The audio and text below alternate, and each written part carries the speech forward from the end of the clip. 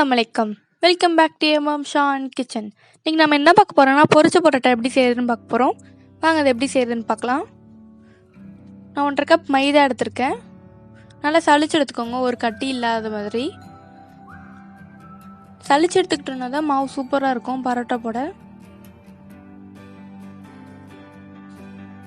Salt எடுத்திருக்கேன், உப்பு, 1/4 teaspoon சர்க்கரை, சுகர். நம்ம கை வச்சு நல்லா எல்லா சைடும் மிக்ஸ் பண்ணிக்கலாம். அப்போ தான் சர்க்கரை எல்லாம் நல்லா மிக்ஸ் ஆகும். உப்பெல்லாம் ஒரு முட்டை எடுத்திருக்கேன். உங்களுக்கு நீங்கள் முட்டை ஆட் பண்ண விருப்பம் இல்லைன்னா 1/2 கப் தயிர் ஆட் பண்ணிக்கோங்க.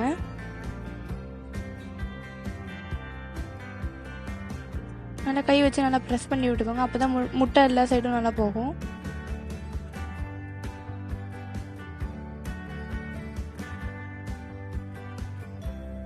முட்டை நல்லா மிக்ஸ் ஆகி இந்த மாதிரி வரணும். பாருங்க எப்படி வந்திருக்குதுன்னு, இந்த மாதிரி வரணும். அப்போதான் நல்லாயிருக்கும். 1.5 கப் மாவுக்கு நான் 40 ml தண்ணி எடுத்திருக்கேன். நீங்கள் ஃபஸ்ட் டைம் ஆட் பண்ணுறீங்கன்னா பார்த்து ஆட் பண்ணிக்கோங்க, கொஞ்சம் கொஞ்சமாக ஆட் பண்ணிக்கோங்க. 1.5 கப்புக்கு 40 ml சரியாக இருக்கும்.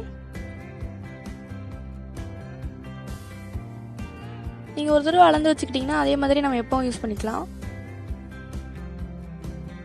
மாவு நல்லா பிசைஞ்சாச்சு. பாருங்க எவ்வளோ சாஃப்டாக இருக்குன்னு. இது நல்லா 1/2 மணி நேரம் ஊறட்டும். நம்ம எண்ணெய் ஊற்றி நல்லா ஊற வச்சுக்கலாம். நான் 1 டேபிள் ஸ்பூன் எண்ணெய் ஊற்றி மூடி வைக்கிறேன். நல்லா பிசைஞ்சு விட்டுட்டு நல்லா இந்த மாதிரி நம்ம அப்ளை பண்ணிக்கலாம். அப்போ தான் நல்லா எண்ணெய் ஊறும். நீங்கள் துணி போட்டு மூடாதீங்க. துணி போட்டிங்கன்னா எண்ணெயை உறிஞ்சிடும் துணி. நீங்கள் ஒரு பிளேட் போட்டு நல்லா மூடி வச்சுக்கோங்க. 1/2 மணி நேரம் நல்லா ஊறிடுச்சு. பாருங்கள் எவ்வளோ சாஃப்டாக இருக்குன்னு. இப்போ நம்ம அதை கை வச்சு நல்லா ப்ரெஸ் பண்ணிக்கலாம். அப்போ தான் நல்லா சாஃப்டாக வரும். அப்போ தான் நல்லா லேயராகவும் வரும்.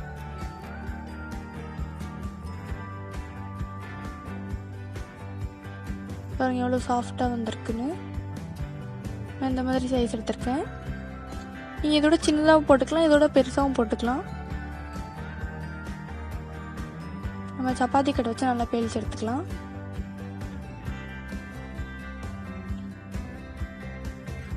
இதுக்கு நீங்கள் ரவுண்டாக வரணும், ஷேப்பாக வரணும்லாம் அவசியம் கிடையாது. நீங்கள் சும்மா நார்மலாக பேலிச்சா போதும். நல்லா டிரான்ஸ்பரண்ட்டாக வரணும்.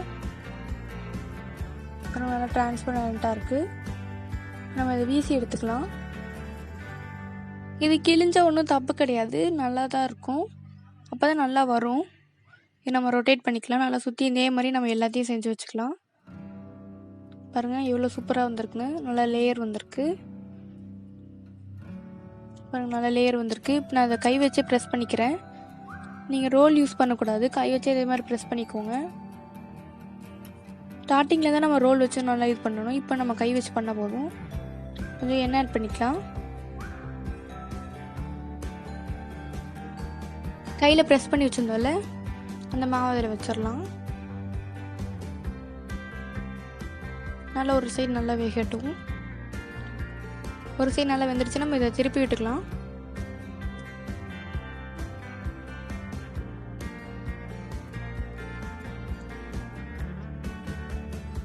இதே மாதிரி நம்ம எடுத்து வச்சிருந்த எல்லா மாவுலேயும் செஞ்சுக்கலாம்.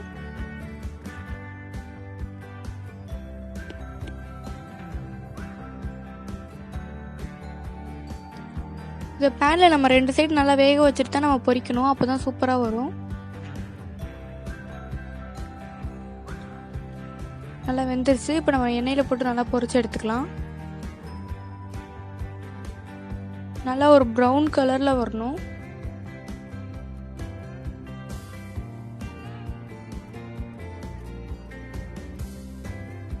பாருங்கள் சூப்பராக வந்துருச்சு. அதே மாதிரி 2 சைடும் அதே மாதிரி ப்ரௌன் கலரில் வந்தால் தான் நல்லாயிருக்கும். நல்லா இதாகிடுச்சு. நம்ம எடுத்து வச்சுக்கலாம். இதே மாதிரி நம்ம எல்லா பரோட்டாவையும் பொரிச்சு எடுத்துக்கலாம்.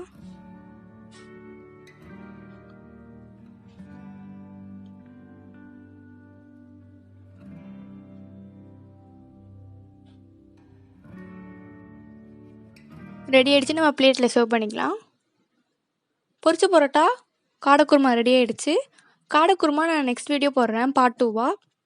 இந்த டிஷ் பிடிச்சிருந்தா லைக் பண்ணுங்கள், ஷேர் பண்ணுங்கள், மறக்காமல் சப்ஸ்கிரைப் பண்ணுங்கள். மறக்காமல் பக்கத்தில் இருக்க பெல் பட்டனே கிளிக் பண்ணுங்கள். அப்போ தான் உங்களுக்கு வீடியோ போட்ட உடனே நோட்டிஃபிகேஷன் வரும். பாய், நம்ம நெக்ஸ்ட் வீடியோவில் பார்க்கலாம்.